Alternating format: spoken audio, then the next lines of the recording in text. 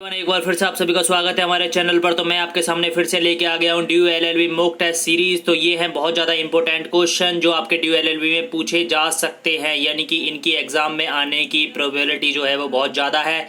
तो आप इस तरह के क्वेश्चन देख सकते हैं। 80 तक मैंने करा दिए थे पिछले क्वेश्चन में, अब कराते हैं 81 से। तो when can parliament legislative on a subject in a settle state list. तो इसका आंसर आप मेरे को बताइए, इसका आंसर क्या है। If the counselling of state pass a resolution by 2/3 majority that is an national interest to do so. Second option है व्हेन द लेजिस्लेचर ऑफ 2 और more state request parliament to legislate on a state subject. And 3 option है आपका under a proclamation of emergency. तो इसके आप मेरे को बताना है इसमें से कौन सा ऑप्शन है जो इंटर यानी कि parliament legislative subject in state list का है। तो आप मेरे को इसका आंसर बताइए। तो इसका जो है फर्स्ट, सेकंड और थर्ड, यानी कि 81 का जो ऑप्शन सी है, यानी कि तीनों ही इस बात का जो लिस्ट है उसका मुआयना करते हैं। अब आपके सामने 82 क्वेश्चन आ गया है। Which one among the following pairs is not correctly matched, यानी कि कौन सा करेक्टली मैच नहीं है। Union list, banking, state list, agriculture, concurrent list, marriage और रजिस्टर्ड लिस्ट, एजुकेशन। तो कौन सी इसमें से करेक्टली मैच नहीं है, करेक्टली मैच नहीं है। तो आप मेरे को बताइए 42वें का। तो इसका है option D, registry list education से ये करेक्टली मैच नहीं है। 83 आपके सामने आ गया है। The competitor and author general can be removed from office. तो आप मेरे को इसका आंसर बताइए। In same way as the president can be removed in a same manner as the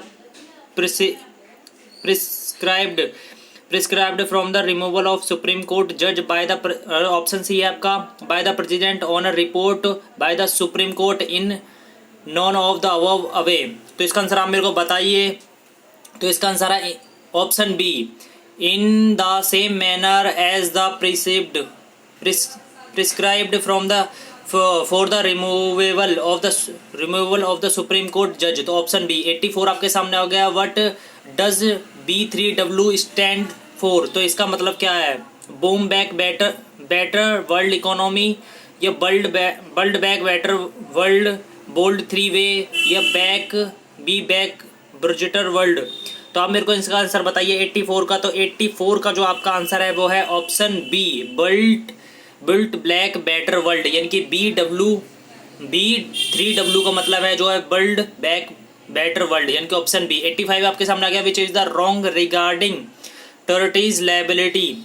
तो आप मेरे को इसका आंसर बताइए क्या है। Presence of a duty may be legal duty of moral duty must be towards plaintiff and there must be legal injury. तो आप मेरे को इसका आंसर बताइए 85 का क्या हो सकता है। रिगार्डिंग टर्टीज लायबिलिटी के अंदर जो आती है रॉन्ग है जो। तो आप मेरे को बताइए इसका 85 का आंसर है ऑप्शन बी, ड्यूटी में भी लीगल ड्यूटी और मॉरल ड्यूटी, यानी कि ड्यूटी आपकी लीगल ड्यूटी भी होती है और वो आपकी मॉरल ड्यूटी भी होती है, यानी कि वो आपका कर्तव्य भी होता है। तो 86 का which of the following is nether a taught non a criminal offence. तो इसमें से आपका टॉट है पर क्रिमिनल ऑफेंस नहीं है। Assault, battery, deformation, non. तो आपका 86 का आंसर बताना है। तो 86 का आंसर है नॉन, इनमें से कोई सा नहीं है। ठीक है। 87 आ गया। Find correct statement. तो आप इसका आंसर देख लेना, मैं इसका आंसर पढ़ूंगा तो काफ़ी टाइम लग जाएगा। मैं इसका आंसर आपको बता दूंगा, तो आप इसका आंसर मेरे को कमेंट में बता सकते हैं। तो इसका आंसर है ऑप्शन ए, यानी कि 2 and 3 ओनली, यानी कि 2 and 3, option A 2 and 3 only. तो आप 88 क्वेश्चन आ गया आपके सामने। मक्री killed as non as living will साइंडाई एंथुजियास्टिक दैट प्लीज। तो आप मेरे को इसका आंसर बताइए 88 का। तो इसका आंसर है सी, एंथुजियास। तो आपके सामने 89 क्वेश्चन आ गया है। रिटायर्ड सुप्रीम कोर्ट जज Ranjan Prakash Desai who was recently appointed as PCI chief was also head of. तो आप मेरे को बताइए जो रिटायर आपके जो सुप्रीम कोर्ट के जो जज थे रंजन प्रकाश देसाई, उनको PCI का चीफ बनाया गया। तो ये किस चीज़ के है। कमीशन ऑफ रिव्यू, क्रिमिनल जज system, declaration commission of state of Jammu and Kashmir, commission inquiring Babri Masjid, demolition और option D commission inquiry before scaled. तो आप मेरे को इसका आंसर बताइए 89 का, तो 89 का है option B declaration commission for state of Jammu and Kashmir, यानी कि इसका ऑप्शन बी आ गया। 90 क्वेश्चन आपके सामने आ गया, बहुत ही बेहतरीन क्वेश्चन, बहुत ज़्यादा इंपॉर्टेंट क्वेश्चन। 19 क्वेश्चन है आपके सामने जो बहुत ही ज़्यादा इसकी ड्यूएल एलएलबी के एग्जाम में आने की पूरी संभावना है। Which article of constitution of India says the Indian union can be sued and can also Sue.